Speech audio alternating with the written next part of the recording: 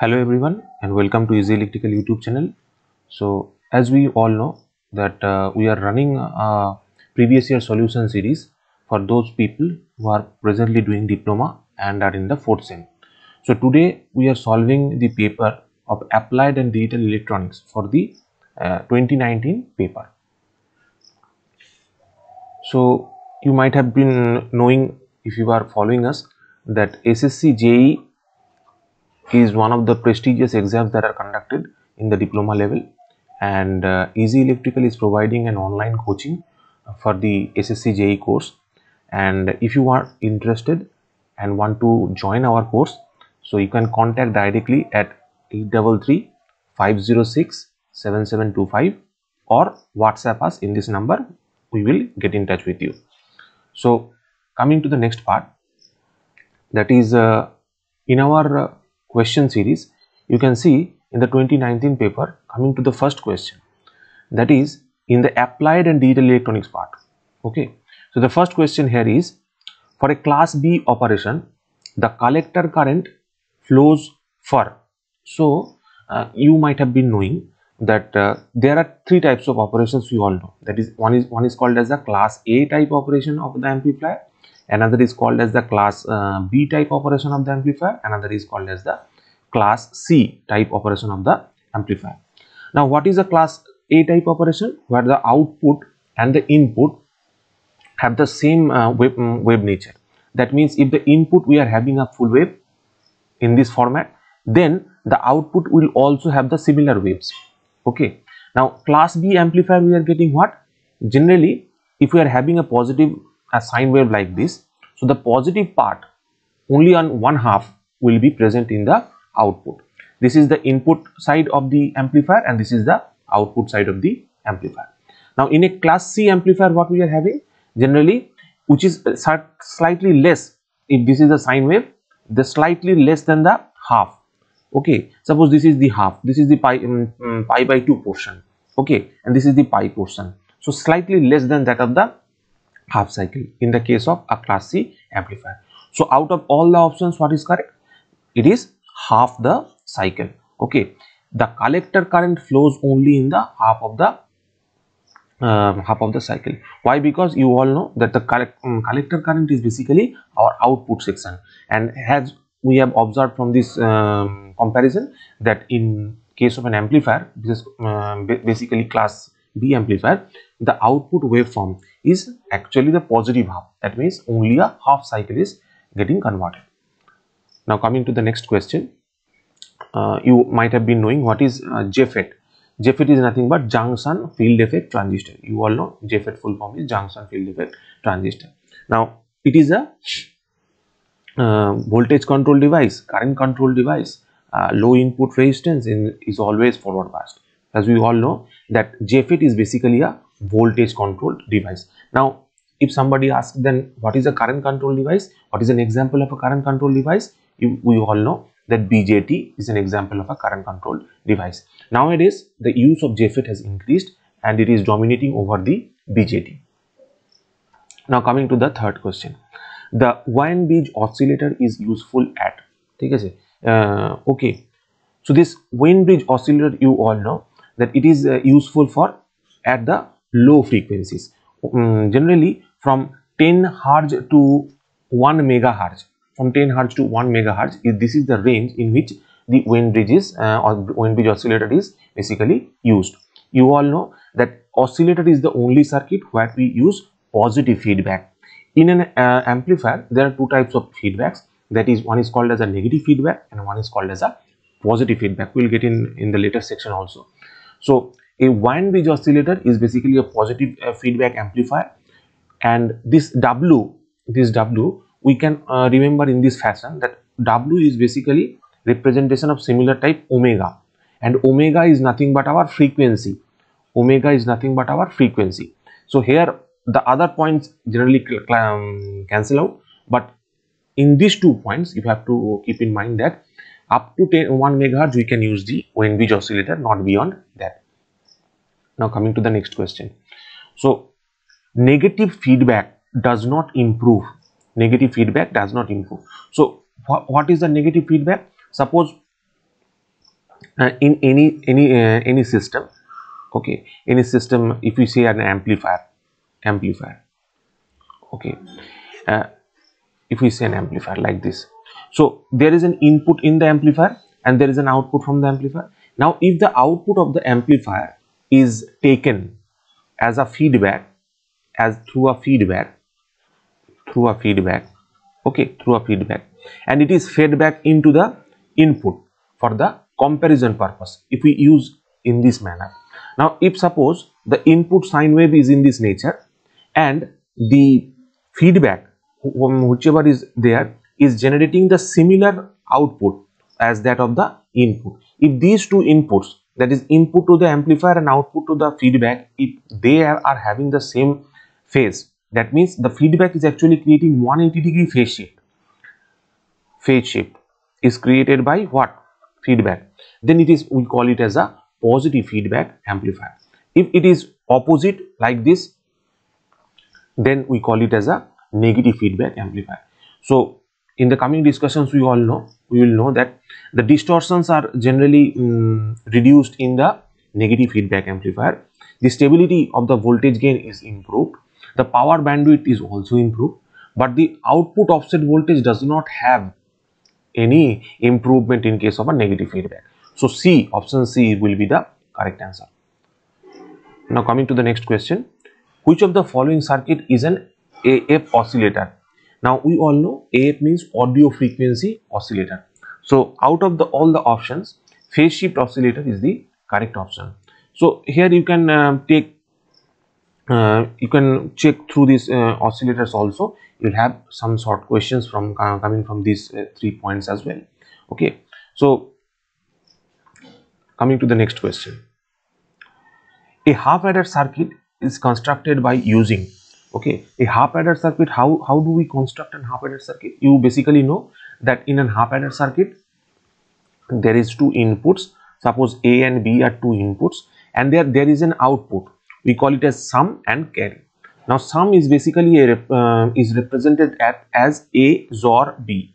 Okay, that is S is basically a representation of A XOR B, and C is basically a representation of AB. Now from this understanding, we can know that sum is basically represented by an XOR gate, and C is basically represented by an AND gate. So there is two input XOR gate and two input AND gate. Option B will be the correct answer. Now coming to the next question, a multiplexer with 4-bit data select lines. Okay, so we all know that what is a multiplexer? Multiplexer is a many to one device. If you are having n number of, suppose these are inputs, input lines. Suppose there are bits are present, D0, D1, D2, D3. We are taking first of all a 4 input case, and we are getting an output, single output. So many to one, we call it as multiplexer. Now for selecting the options for 4 inputs, we need two select lines. We need two select lines, that is S0 and S1. So we can say if n is the number of select lines, then 2 to the power n has to be the number of inputs.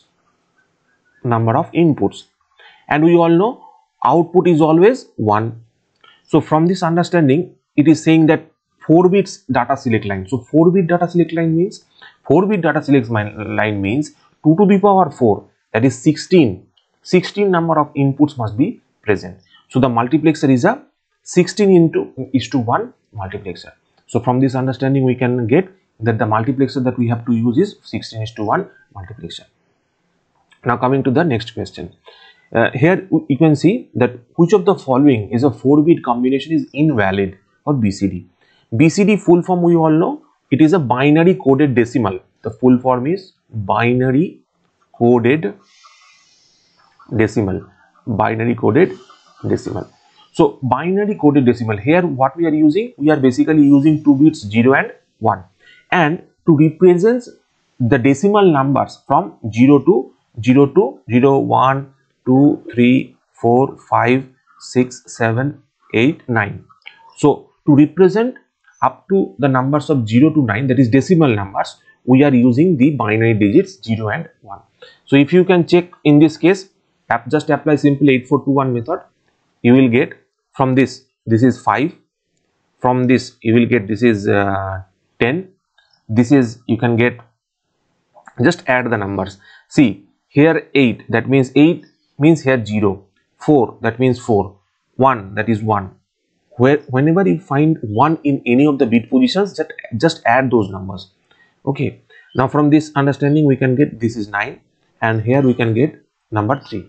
So as we have said that BCD only represents from 0 to 9, so 10 is not possible using BCD, so this will be the answer. It is invalid, we cannot get this value of using BCD, binary coded decimal. Now coming to the next question, the number of the clock pulses required to completely load serially 8-bit shift register is, as you all know that the data is input is possible generally in 4 manners, that is CISO, SIPO, PISO, PIPO.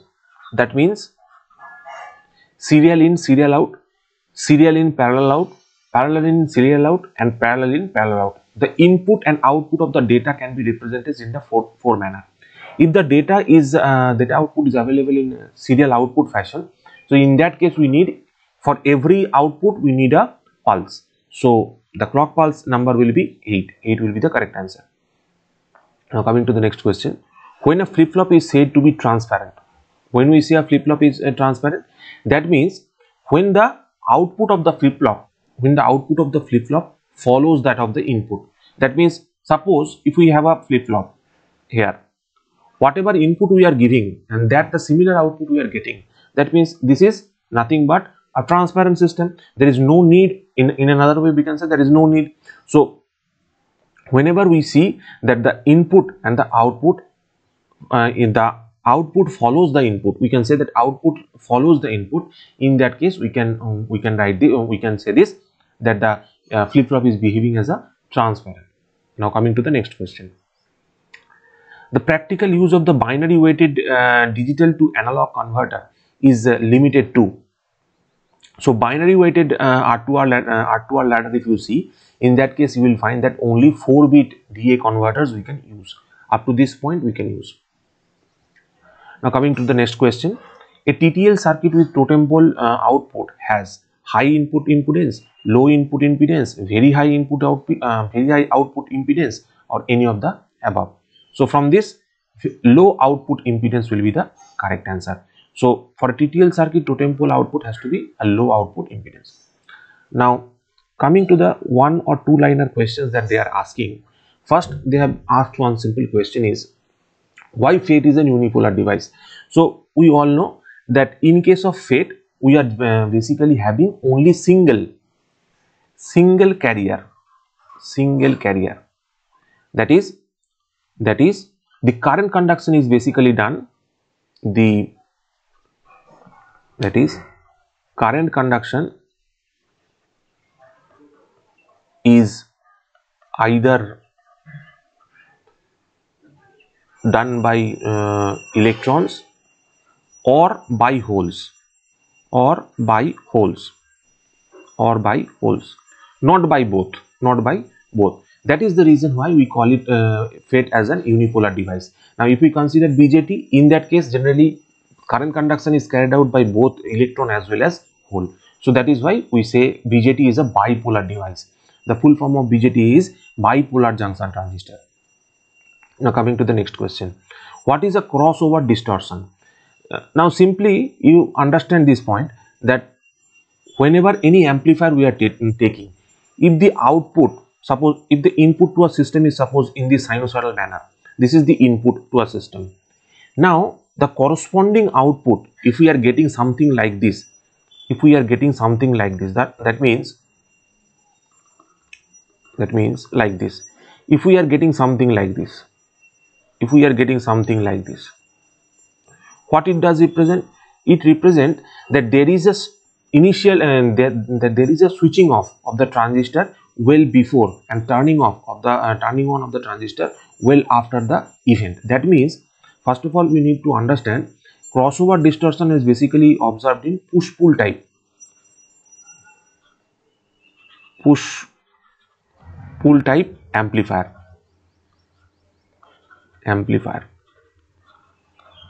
Now in an amplifier we see that basically class B. We observe basically one thing, that is amplifiers are consisting of transistors, many transistors, and now many transistors. Now what's happening is, suppose a transistor is turning off before the other circuit or the other part of the transistor is not turning on. In that case there is a gap. You can see this gap. There is a gap. That means there is not a continuous conduction. The continuous conduction in the output is not available. That is basically we call it as a crossover distortion. The main reason for this is one transistor getting turned off earlier and the other transistors are getting turned on later. Suppose here one transistor is operating in this zone. Actually what is happening? It is turning on earlier. Turning on now earlier and turning off is also earlier. On the similar grounds we can explain this point as well. Now coming to the next question. Write one application of an op-amp in differential mode. So differential mode is nothing but the difference of the two inputs. That means whenever we consider an op-amp, and if we use both the inputs with any source, suppose here we are using a source V1, here we are using a source V2, and just connecting the other points. So from this we can observe one thing. This is RF. This is suppose any resistance R. This is R. This is R. This is basically a circuit of subtractor. So op-amp application in the form of differential amplifier is basically an example of what? Subtractor. One simple example is a subtractor. TISCTOR, subtractor. Suppose this is the V output voltage. V output voltage is basically the difference between V2 minus V1. If we calculate, we will be getting the output voltage as V2 minus V1. Now coming to the next question, what do you mean by positive feedback? I have already given a small idea about this. Suppose we are having an amplifier. What is an amplifier? Amplifier is any device which improves the magnitude. Suppose we are giving any input, it is multiplying its output. That means it is increasing its voltage gain or current gain, or its magnitude is increased. In that case we call it as an amplifier. Now if an amplifier having a feedback, okay, having a feedback, and this feedback is having the same phase. That means here if the input is having this phase, the output of the feedback is also having this same phase. In that case we call it as a positive feedback. Okay, so generally for a system to be stable, we need negative feedback, not a positive feedback. Positive feedback will ultimately, what it will do, it will ultimately increase the output. Like this, and the system will become unstable. What this causes, if this is the output, this actually causes the system to become unstable. That is why positive feedback is not accepted or not practically applicable or used. Now coming to the next question. What is the effect of negative feedback on bandwidth and gain of an amplifier? So we must first of all one thing know that gain of an amplifier is reduced. Whenever we are using a negative feedback. And negative feedback, what is that negative feedback? In that case, there is a 180-degree phase shift between the input to the amplifier with respect to whatever the output is coming from the feedback circuit. Now negative feedback, what it does is it increases the bandwidth. Bandwidth is increased. Then whatever the distortions are there, the distortions are reduced. The input and output impedances are improved. Input and output impedances are improved. Input and output impedances are improved. The stability of the system the stability of the system is improved. Stability gain is improved. So from this point of view, you can understand that what is the effect of the negative feedback. First of all, negative feedback reduces the gain of the amplifier. That is the only negative point. But the positive points are that it reduces distortion, it improves the input output impedance parameters, it improves the stability, and it increases the bandwidth. Now coming to the next point, what do you mean by next question? What do you mean by bit? The full form of bit is binary digit. Generally there are two bits, 0 and 1. 0 represents 0 volt, 1 represents basically 5 volts. Now if we consider four bits, we call the 4 bits as nibble, nibble, nibble. And if we consider 8 bits, we call it as byte, 1 byte.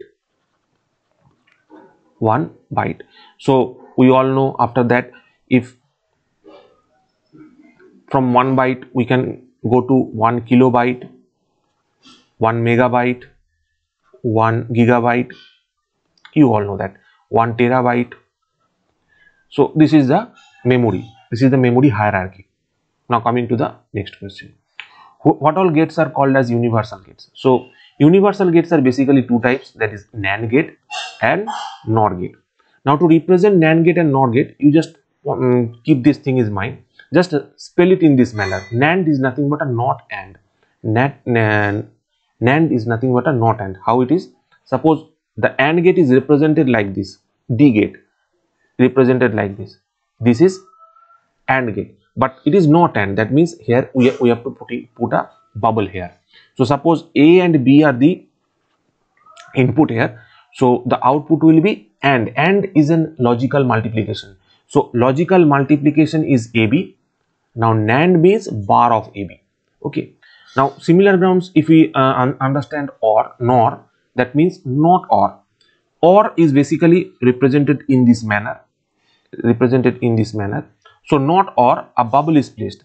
Bubble is basically representation of an inversion. Now suppose we'll be having A and B as two inputs. We know that OR is a logical addition purpose. So A plus B is basically our OR application, but what we are trying to get, NOR application. So A plus B whole bar will be our NOR application. Now if we write the truth table, A, B as inputs, AB bar as our output. So 0 0 0 1 1 0 1 1. Just simply we all know that AB. What is AB? What will be AB? AB is nothing but logical multiplication. If we multiply C only, we will be getting output in the last case only. 1 1 will give us 1. Otherwise everybody will be 0. Now AB bar is nothing but complement of this. So 1 1 1 and 0. So in this way we can write the truth table. This is called as truth table. TRUTH, truth table. Now here for the NOR, what we can write, A, B, similar grounds, A plus B, and then we can write also A plus B bar. So you can write 0 0 0 1 1 0 1 1. So logical addition means only for 0 0 the output will be 0, otherwise the output will be 1, and A plus B bar just the inversion. So you can write 1 0 0 0. So this is the truth table. So whenever these types of questions come, you have to explain this to this extent, so that they get a better idea. You will get maximum number of marks in this way. Now coming to the next question. So what is a Karnaugh map? So Karnaugh map is basically square geometry, basically a square geometry of boxes. That is, we represent the square geometry of boxes as that carry the levels of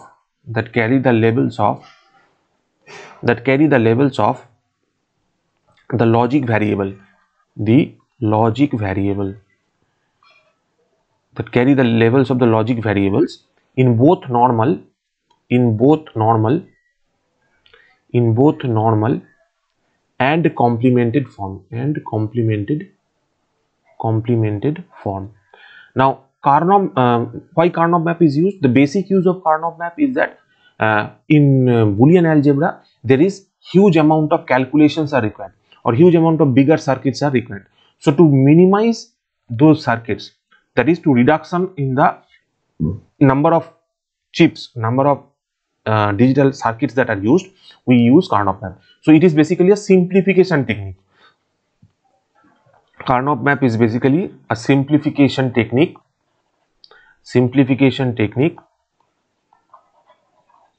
for Boolean expression, simplification technique for Boolean expression. Up to this point you can write and you will get the correct answer. Now coming to the next question, define register. We all know that registers are nothing but what? Memory elements. Now what it does? Basically register is a combination of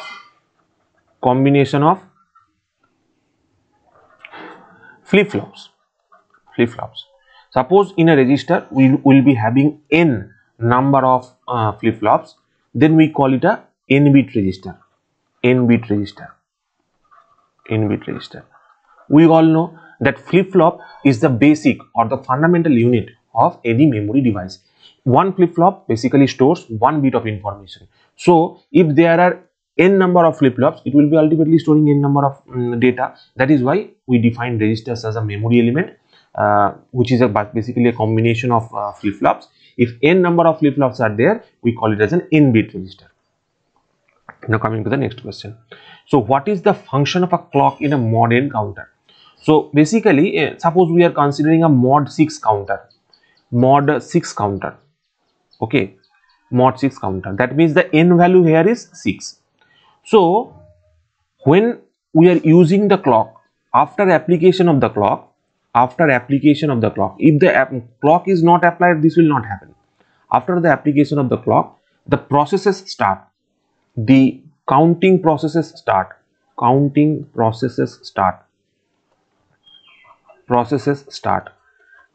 That means from 0 0 0 to, you can see here, 1 1 0. Okay, from 0 0 0 to 1 0 0, from that is 0 to 6. This way the counting is carried out. From 0 to 0 1 2 3 4 5 6, then 5 4 3 2 1 0. So in this way the circle generally happens. So after that what will happen? After that the data will be available at the output. The data is available at the output. So after application of all these things, that is after application of the clock pulse only, the counting process is carried on, and then only the output is available at the output in serial fashion. So these 2 points you can write in the case of what is the function of a clock in a mod n counter. Counter is basically something which counts the periods, or counts the waveforms, or counts the incidences. Now what is the resolution of a DAC? See, DAC means digital to analog converter, and resolution means resolutions in other terms something else, but in this case resolution is something like this. Resolution means, suppose if you have made a small amount of change in any input to any system, it will cause some amount of change in the output. So the ratio of change in output divided by change in input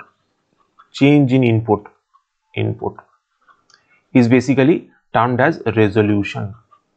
So resolution is nothing but change in output by change in input.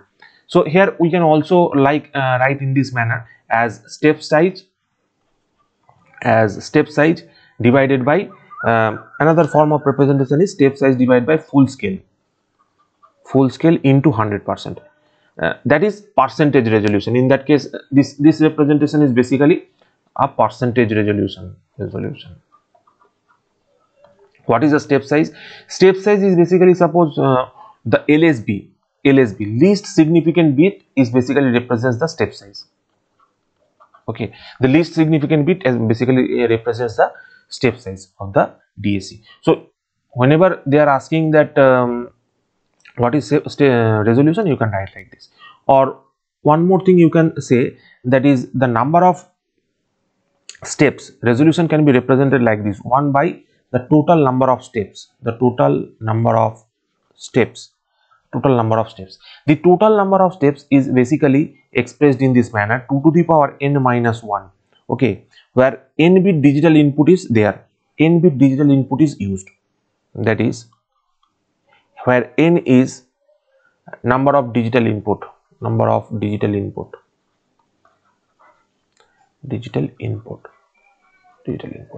1 by 2 to the power n minus 1, that is basically represent this factor. Okay, now coming to the next question. I think this will be the last question. What is a zero crossing detector? We all know that what is a zero crossing detector, or ZCD we basically term it as. Suppose we are having a comparator, okay, minus and plus. Suppose any input of a comparator is grounded and other input of the comparator we are giving any supply. Okay, so here we are taking the output, and here we are taking a feedback. Okay, so what happens actually is, suppose this is an input, AC input is there, and for every change in the input, whenever it crosses the zero, whenever the input crosses the zero, there is a switching in the output. The output switches at that instant.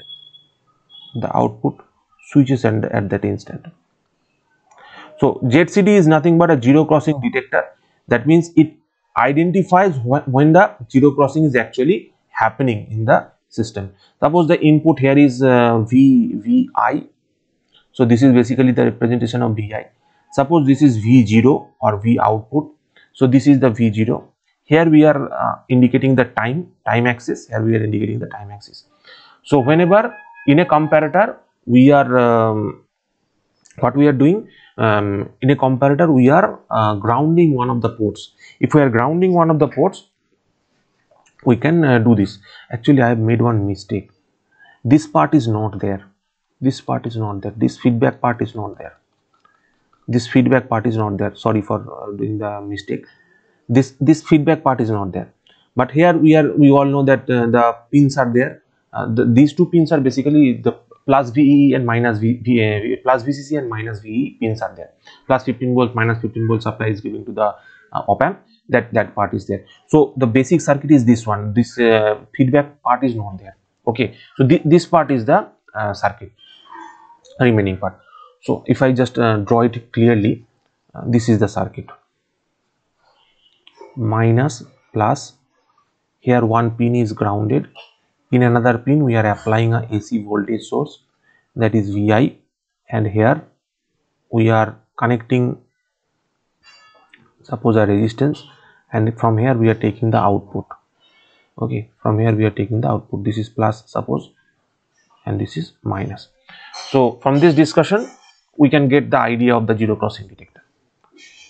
Now thank you everyone for continuing up to this point. You can contact us in this number and get all the details about SSC JEE examinations and all the coaching details what we are providing. So thank you up to this point for watching this video, and don't forget to like, share and subscribe the video with your friends, and it will help all of them. Thank you.